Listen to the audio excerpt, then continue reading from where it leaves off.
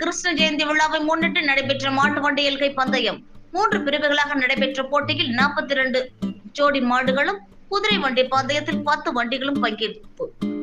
சிவகங்கை அருகே அழகு மெய்ஞானபுரத்தில் 3ஆம் ஆண்டு கிருஷ்ண ஜெயந்தி திருவிழாவை முன்னிட்டு மாட்டு வண்டி மற்றும் குதிரை வண்டி பந்தயம் நடைபெற்றது. சிவகங்கை தொட்டி சாலையில் நடத்தப்பட்ட இந்த பந்தயத்தில் பெரிய மாடு, சிறிய மாடு, பூஞ்சிட்டு என 3 பிரிவுகளாக மாட்டு வண்டி எல்லை பந்தயமும் குதிரை வண்டி பந்தயமும் நடைபெற்றது. மாட்டு வண்டி எல்லை பந்தயத்தில் பெரிய மாடு பிரிவில் 10 ஜோடிகளும், சிறிய மாடு பிரிவில் 16 ஜோடிகளும், பூஞ்சிட்டு பதிவில் 16 ஜோடிகளும் என மொத்தம் 42 மாட்டு வண்டிகள் பங்கேற்றனர்.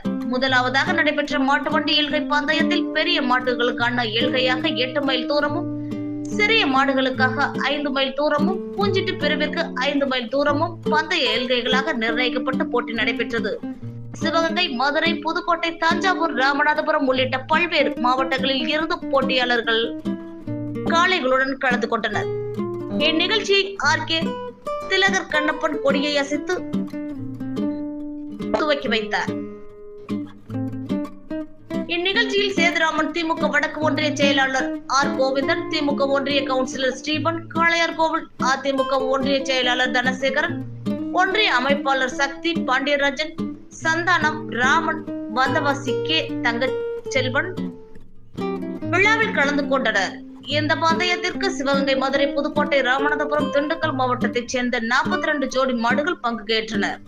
விறுவிறுப்பாக நடைபெற்ற போட்டியில் மாடுகள் சீறி பாய்ந்து சென்று ஒன்றை ஒன்று முந்திச் சென்றன.